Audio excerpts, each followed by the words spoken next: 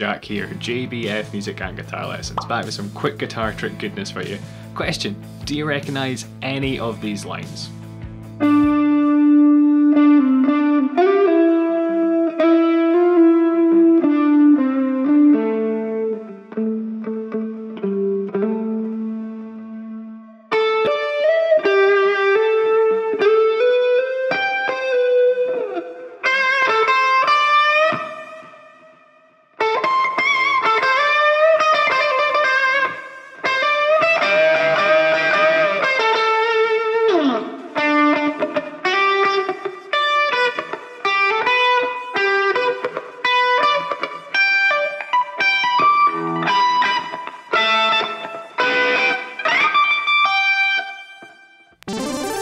I'm guessing the answer is no. I certainly wouldn't. Rather than meandering for 20 minutes and only briefly addressing the title, here we're jumping right in. A great way to get the much coveted space or sense of fluency in your phrasing is to use lyrics. I was shown this by a tutor when studying at uni who I think in turn nicked it from Guthrie Govan, although I'm pretty certain I've heard Steve Vai talking about this as well.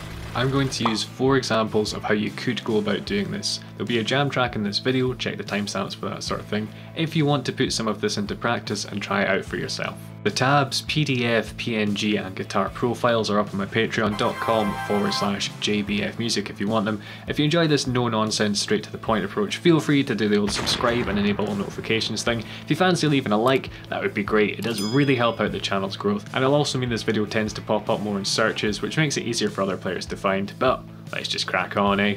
Alright, I just googled famous lyrics, seeing what would come up. It gave me Famous by Kanye West quite unexpectedly. Now, I'm not sure what the crossover here is between guitarists who watch this channel and Kanye West fans, so let me know down in the comments. I can't think of the song off the top of my head, so I thought that would make a great first example. The idea is to play a note on each syllable of the word. Before you start, have a look over the words and see what themes they might have or overall vibe. Man, I can understand how it might be kinda hard to love a girl like me. Without getting too holistic about it, these lyrics are pretty downbeat, informal, a bit defeatist, somewhat self-deprecating. Minor key it is then. I'm just going with A minor. Rather than launch into your usual licks like the standard rock ones with a little I up there, this will force us as guitar players to think a bit more vocally.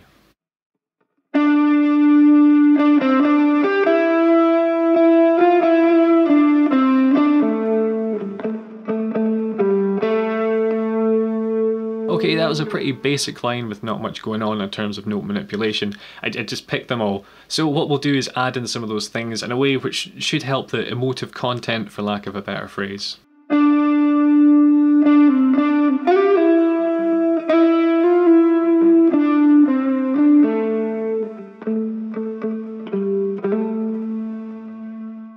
Things like a soft vibrato legato techniques, quick slides into notes and quarter tone bends and dynamics, like that quiet sort of pan muted bit at the end. To me, really help get the theme I'm going for across. As a side note, to make this video fairly streamlined, I have pre-written these out, and I would suggest doing the same thing to get a feel for this type of playing, but it is totally applicable to live improvising as well, once you get a better sense of it.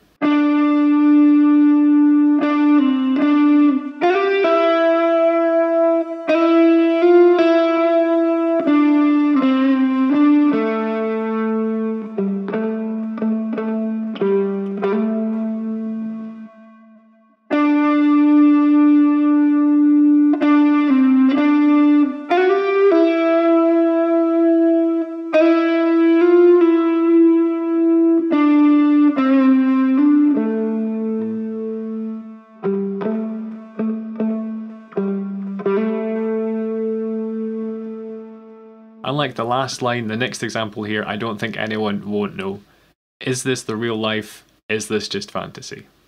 Now, I am really struggling not to think of the original version, so what I'm going to do is take the rhythm, but change the melody in terms of the notes used. Again, let's look at the lyrical content. In this isolated context, they're almost dreamlike, kind of spaced out and maybe even a bit psychedelic. I like the spaced out theme, I'll maybe make it a bit melancholic as well. And a great way of getting that vibe is to use wider intervals. For more in intervals and a breakdown, that kind of thing, shapes and how to play them, check out the little eye up there. I'm going to use slides and legato from the get-go here because they really facilitated the writing of this phrase.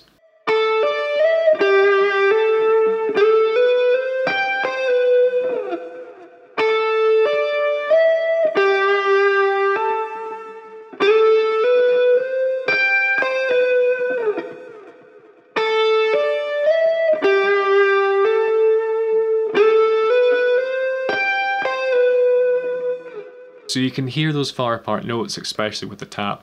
And while it's the same rhythm, we'll hopefully see in the comments how many people actually managed to clock it as Bohemian Rhapsody beforehand. This lick, which is also in A minor, resolves to the second, this note here. So it's a trick I probably stole from Iron Maiden's Axeman Dave Murray, more in his playing style and those sorts of tricks with the eye up there.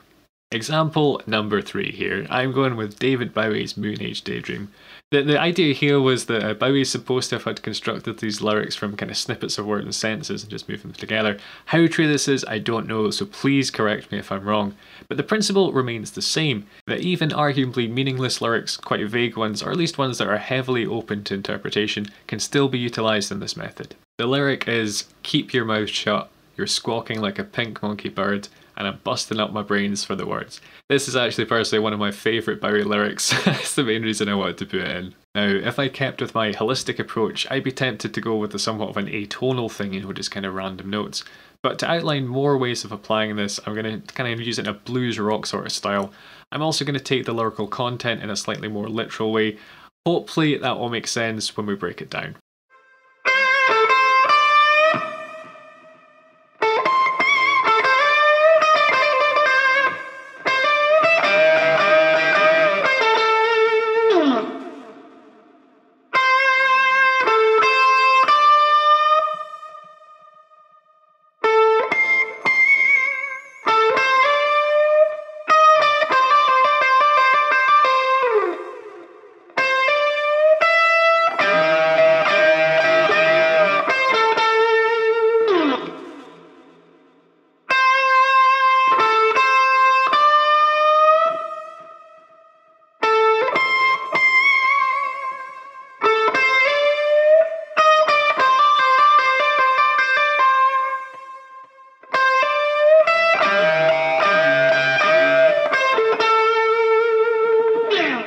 Okay, keep your mouth shut. I stopped playing there, keeping my mouth shut, or in this case the guitar line shut. There's also a comma, which is a good place to take a rest. You're squawking.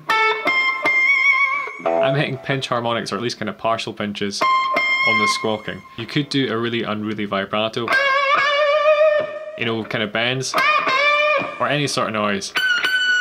You know, whatever works in the context. To me, I just thought the kind of squealing sound of pinches would convey the sort of irritation that's in the lyric. Pink Monkey Bird, I did pretty straightforward, sliding to the note a little bend. I took some liberties with this one as well. So the first one you probably noticed I did a trill over the word bird. And this is to make it sound a bit like a bird tweeting. I mean, if you could get more into do the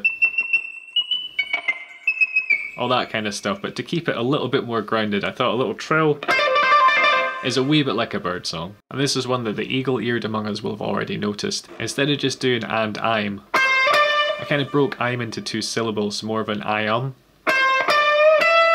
When used by vocalists, we call this technique melisma. And while you might think of Mariah Carey or Christina Aguilera doing those, you know, insane type of vocal runs where they pick one note and just go all over the place, Bowie actually does one in this song on the word shut. He says it is shut rather than just shut, which is where I got the idea of using melisma from in this one. Busting up my brains for the words. I wanted some aggression or some sort of frustration here, and being a double bend stop, that just seemed the best way to do it to get that raunch. More of those kind of common double stop bends with a little eye up there. Now, this stuff is really subjective, and if you're sitting there going, "Nah mate, you got that wrong, you should have used this technique here, you should have played that note, you should have done that differently," then just share it below. It'd be really cool to see what you guys come up with. Fourth and final example. I wanted to apply this to a much happier lyric. The first one to pop into my head was Shiny Happy People by R.E.M. I challenge you to think of a happier, more positive, upbeat lyric, apart from maybe Pharrell Williams' Happy.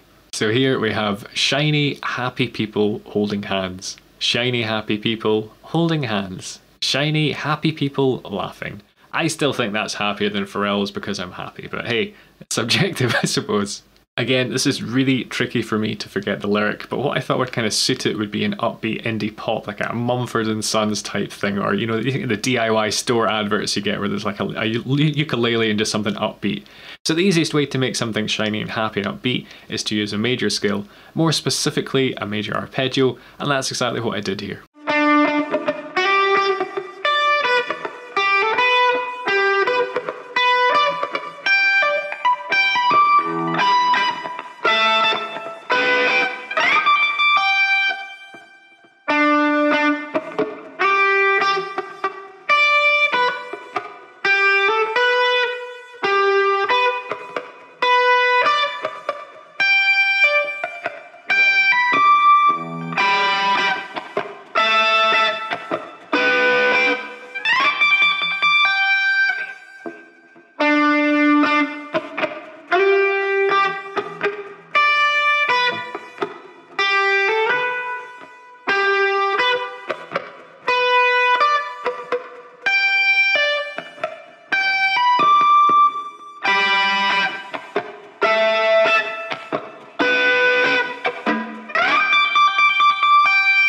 I added in the little rhythmic hits, the little cross notes that were there, just to make it a bit more indie pop. And to highlight, you can also make good use of the guitar's own unique voice and characteristics in conjunction with this phrasing trick. I'm basically just going up a G major arpeggio here to make it a bit more triumphant. Check out the little eye up there for a video on useful arpeggios and how to use them to tell a story. After going back to the root note of the arpeggio, I use this note basically just to join up to the next shape, which is here. And again, I'm just doing a G arpeggio and playing these notes. Then playing the D here instead of here, just to make the next bit easier.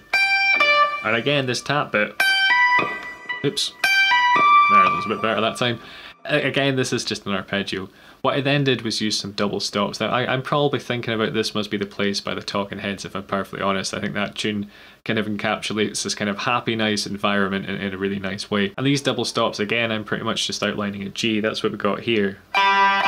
This one's a wee bit different. I've added in an A, so it's kind of hinting at a sus2.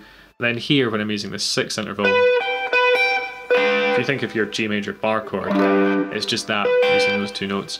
And I took some liberties with the last bit here, the laughing, because I thought it'd be kind of fun. So I'm just pick sliding up from, I think I put the 15th fret in the tab, but I'm really sliding from the 16th fret because that's when I can get to, and just trilling between the 22nd fret and the 15th. You can maybe make it a bit more like laughter or cartoon laughter if you kind of pick tap on the way down.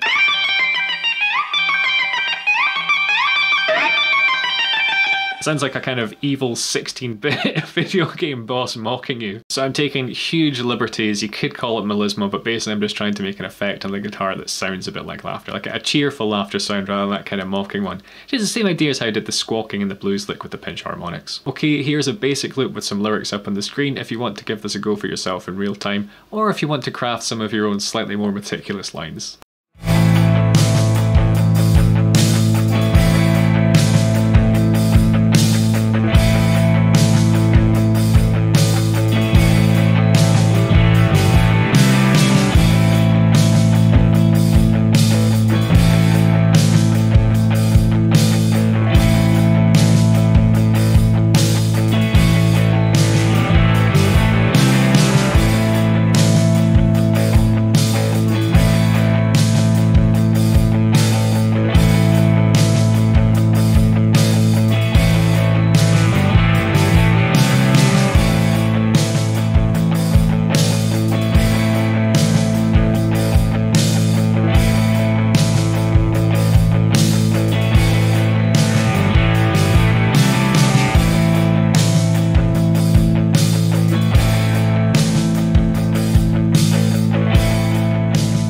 If you like this, you might also enjoy that quick start guide to soloing over chord or tonality changes. This has been Quick Guitar Tricks, that's the playlist there.